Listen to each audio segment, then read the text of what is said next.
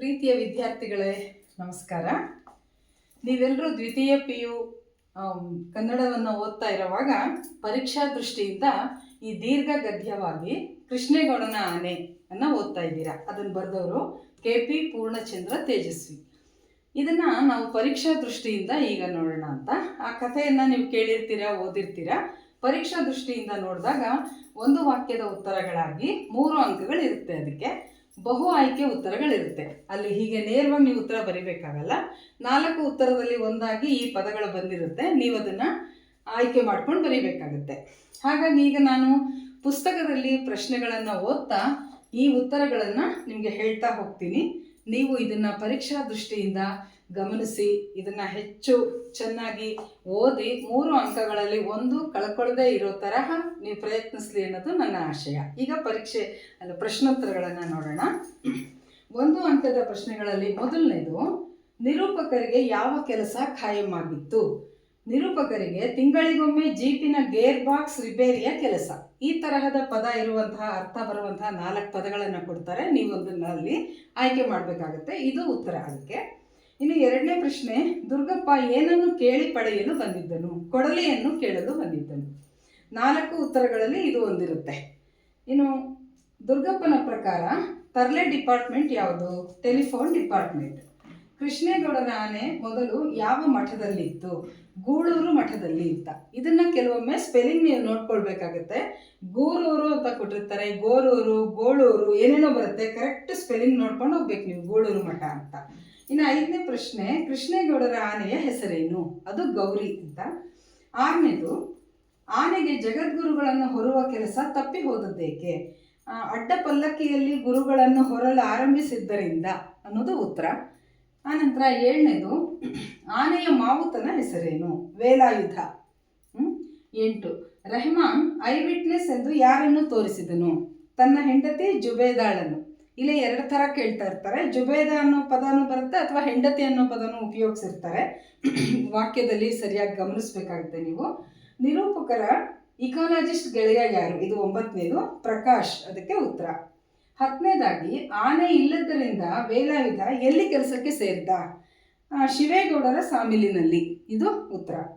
ಇನ್ನು 11ನೇ ಪ್ರಶ್ನೆ, ಶಿವೇಗೌಡರು ರಾತ್ರೋರಾತ್ರಿ ಆನೆ ಕರೆದುಕೊಂಡು ಹೋಗಿದ್ದೇಕೆ? ಅದಕ್ಕೆ ಉತ್ತರ, ಕಳ್ಳನಾಟ ಇಳಿಸಲು. ನಂತರ 12ನೇದು, ಪೋಸ್ಟ್ಮನ್ ಜಬ್ಬಾರನಿಗೆ ಒದಗಿದ ತೊಂದರೆ ಯಾವುದು ಅಂತಂದರೆ ಅದು ನಾಯಿ ಕಚ್ಚಿತ್ತು. ಇದನ್ನ ಉತ್ತರ. 13ನೇದು, ಇಲ್ಲಿ ಜಬ್ಬಾರ್ ವೆಟರ್ನರಿ ಆಸ್ಪತ್ರೆಗೆ ಬರಲು ಕಾರಣವೇನು? ನಾಯಿ ಕಚ್ಚಿದ್ದರಿಂದ ಇಂಜೆಕ್ಷನ್ ತೆಗೆದುಕೊಳ್ಳಲು. ಇದು 1 ವಾಕ್ಯದ ಉತ್ತರಗಳಲ್ಲಿ. 2-3 ವಾಕ್ಯಗಳಲ್ಲಾದರೆ ಇದನ್ನ ಇನ್ನು ಸ್ವಲ್ಪ ವಿಸ್ತಾರವಾಗಿ ನೀವು ಬೇರೆ ಥರ ಓದಬೇಕಾಗತ್ತೆ. ಇನ್ನು 14ನೇದು, ಮುನ್ಸಿಪಾಲಿಟಿ ಪ್ರೆಸಿಡೆಂಟರ ಹೆಸರೇನು? ಖಾನ್ ಸಾಹೇಬ್ರು. 15, ನಿರೂಪಕರ ಪ್ರಕಾರ ಮುನ್ಸಿಪಾಲಿಟಿ ಪ್ರೆಸಿಡೆಂಟರ ಕರ್ತವ್ಯ ಯಾವುದು? ಊರಿನ ಸ್ವಚ್ಛತೆಯನ್ನು ಕಾಪಾಡುವುದು. ಇಲ್ಲಿ ಕೆಲವೊಮ್ಮೆ ನಗರದ ಸ್ವಚ್ಛತೆ ಅಂತ ಕೊಡ್ತಾರೆ, ಕೆಲವು ಸರಿ ಪಟ್ಟಣದ ಸ್ವಚ್ಛತೆ ಅಂತ ಕೊಡ್ತಾರೆ. ಒಟ್ಟು ಇದನ್ನು ಗಮನಿಸ್ಕೊಳ್ಳಿ. 16ನೇದು, ಟೆಲಿಫೋನ್ ಕಂಬದ ಮೇಲೆ ಮೃತನಾದ ಲೈನ್ಮನ್ ಯಾರು? ಅದು ತಿಪ್ಪಣ್ಣ. ಕೆಲವು ಉತ್ತರಗಳಲ್ಲಿ, ಕೆಲವು ಕಡೆ ಪ್ರಕಟ ಮಾಡಿರೋ ಉತ್ತರಗಳಲ್ಲಿ ಈ ಉತ್ತರ ತಪ್ಪಾಗಿ ಬಂದಿರುತ್ತೆ, ತಾವು ಗಮನಿಸಿ ಸರಿಯಾಗಿ ಅಂತ. ಆಮೇಲೆ 17ನೇದು, ಟೆಲಿಫೋನ್ ಸಿಬ್ಬಂದಿ ಯಾರ ವಿರುದ್ಧ ಮುಷ್ಕರ ಹೂಡಿದರು? ವಿದ್ಯುತ್ ಇಲಾಖೆಯ ವಿರುದ್ಧ. ಅಲ್ಲಿ 4 ಬೇರೆ ಬೇರೆ ಡಿಪಾರ್ಟ್ಮೆಂಟ್ಗಳ ಹೆಸರು ಕೊಟ್ಟಿರ್ತಾರೆ. ನೀವು ಕರೆಕ್ಟಾಗಿ ಅದನ್ನು ಆಯ್ಕೆ ಮಾಡಬೇಕಾಗುತ್ತೆ. 18ನೇದು, ಯಾವ ವಿಷಯ ಪ್ರಸ್ತಾಪಿಸಲು ಲೇಖಕರು ಮೀಟಿಂಗ್ ಹೋಗಿದ್ದರು? ಬೀದಿ ನಾಯಿಗಳ ನಿರ್ಮೂಲನೆಯ ವಿಷಯವನ್ನು ಅಂತ. ಇನ್ನು 19ನೇದು, ರೇಂಜರ್ ಆನೆಗೆ ಶೂಟ್ ಮಾಡುವಂತೆ ಯಾರಿಗೆ ಸೂಚಿಸಿದರು? ನಾಗರಾಜನಿಗೆ ಅಂತ ಹೇಳಬೇಕು. 20ನೇದು, ಆನೆ ಶಾಸ್ತ್ರದವನು ಏನೆಂದು ಭವಿಷ್ಯ ನುಡಿದಿದ್ದನು ಅಂತ. ಅದಕ್ಕೆ ಆನೆಯಿಂದ 5 ಜನರ ಸಾವು ಎಂದು ಅಂತ. ಇಲ್ಲಿ ನಾವು 2-3 ಥರ ಪ್ರಶ್ನೆಗಳನ್ನು ಕೇಳ್ತಾರೆ.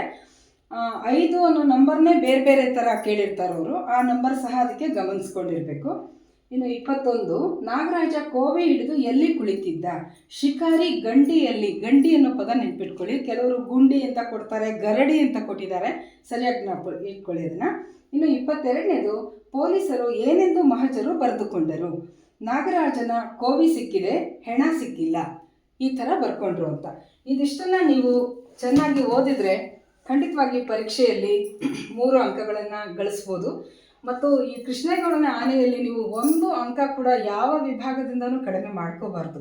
ಕಾರಣ ಏನಂದರೆ ಮೊದಲನೇ ಪ್ರಶ್ನೆಯಿಂದ ಕೊನೆ ಪ್ರಶ್ನೆವರೆಗಿನ ಕಥೆ ಒಂದೇ ಹೋಗಿರೋದ್ರಿಂದ ಅಲ್ಲಿ ಅನೇಕ ಪಾತ್ರಗಳು ಏನಿತ್ತು ಆ ಪಾತ್ರಗಳೇ ನಿಮಗೆ ಸಿಕ್ಕಿರುತ್ತೆ. ಹಾಗಾಗಿ ಕನ್ಫ್ಯೂಷನ್ಸ್ ಕಡಿಮೆ ಇರುತ್ತೆ.